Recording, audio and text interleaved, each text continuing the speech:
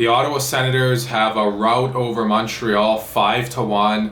And to be honest, Montreal just looked like a team that was very lackadaisical. They took it easy. And when you take it easy against the Sens these days, as opposed to the last few years, this is the result you end up getting. All right, so lineup notes in this one. The man with a newly minted contract, Anton Forsberg, gets the start in this game. Not Philip Forsberg. I realized I called him that last game for the umpteenth time.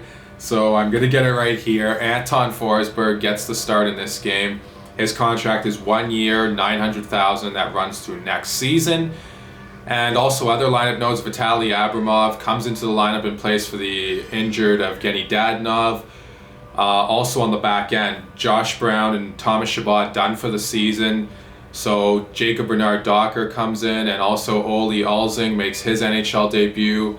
So let's talk about the game. I thought it was a pretty even start. Montreal had a bit of jam. Ottawa had good jam too coming out. Maybe the Habs had a little bit better of the play, but that wouldn't matter as Shane Pinto would score his first NHL goal, assisted by Artem Zub and Eric Brandstrom. Zub and Brandstrom, spoiler alert, heads up, those two were very good in this game once again.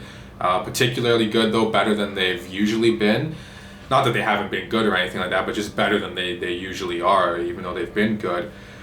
So Shane Pinto gets his first NHL goal. He's had a few chances to get that first NHL goal. He finally gets it now. It was a shot by Zub. Allen kicks out a rebound. Pinto's right there. Johnny on the spot, or Shane on the spot in this case, and he bangs it home. It's 1-0 Ottawa. 32 seconds to go off a face-off. Tyler Toffoli and Joel Edmondson would cause some confusion in the Sens zone. They kind of cross up Connor Brown. Toffoli did a nice job of drawing Brown in. Brown loses his man, Joel Edmondson, who walks in and snipes one. And I mean, to be honest, no disrespect to Joel Edmondson, but I didn't expect him to be the guy doing that for Montreal. So the Habs score, they tie it up there, and it's 1-1 after the first. In that second period, Ottawa coming off a power play, which was unsuccessful, but shortly after the power play, Josh Norris makes a really good pass to Brady Tkachuk.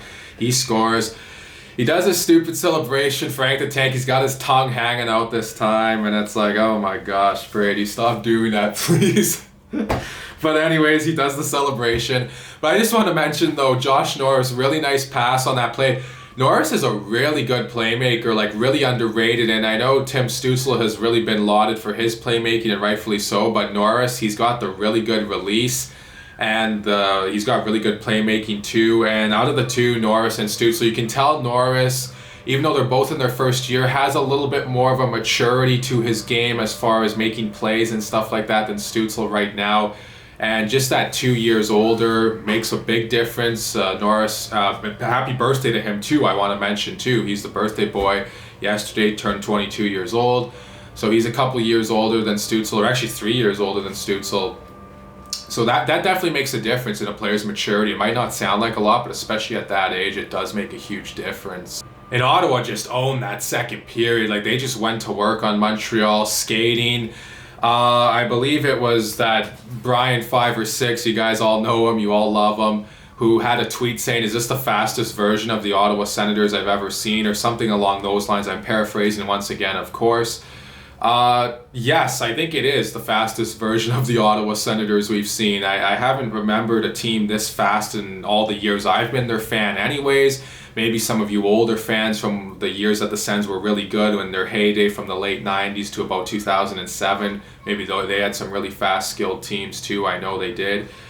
But yeah, this is definitely the fastest Sens team that the fan base has seen in a long time. I think we can all agree on that. And speed and tenacity would pay off once again, as with 8 seconds to go, Nick Paul would deflect an Eric Brandstrom wrister towards the net. He'd go top shelf on Jake Allen with a deflection. It's 3-1 Ottawa, and all of a sudden the Habs are down by 2.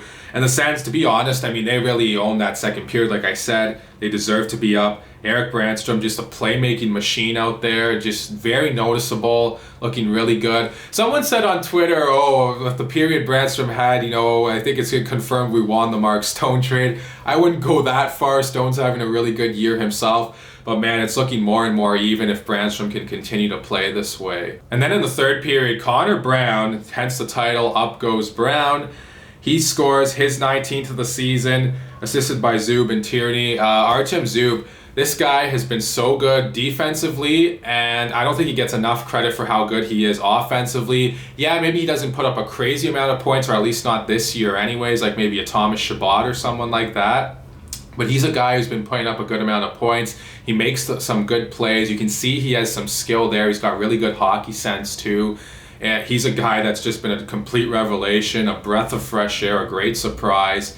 And the Sens have to re-sign him after this year. There's no question about it. And then later on in that third period, Alex Formenton would score his fourth of the season. He makes an absolute mockery of Joel Edmondson. Edmondson, he had his heyday in that first period. He scored a goal, but here he gets pulled out of his jock strap. Formenton just goes right around him. There's no way Edmondson was going to catch him on that play. Formenton with super soft hands too. He's known for his speed. I don't know if he's ever going to be a huge point producer in this league. I don't really think so. I see him maybe as like a 35 to 45 point guy who can kill penalties and be a major threat with his speed, get in quickly on the forecheck, and just be a really solid third line player if that's going to be the case. If you have Alex Formenton in your bottom six, you're doing something right if you're Ottawa. And he displayed, he does have some skill though. I mean, that chip over Jake Allen's glove, that was a pretty slick play there, and you can't deny that. That was a really good play by Formenton. Shows off his great wheels and shows some good hands too on that play. And the game ends 5-1 for Ottawa, so they beat up on Montreal once again.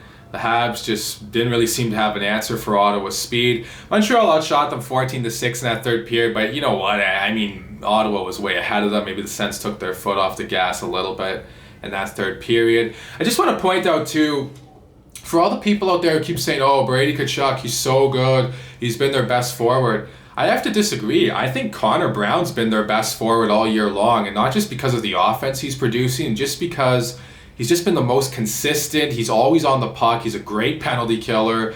Just his defensive awareness is outstanding. I mean, yeah, he kind of got picked apart on the Edmondson goal there, but for the most part, his defensive awareness is outstanding. He's tenacious. He never stops working. I mean, the guy's just an energy bug out there. It's unbelievable. Connor Brown, in my opinion, he's been the best Senators forward this year. So that's it for this one. Let me know what all of you think in the comment section below about this game. I'd love to hear from all of you as always.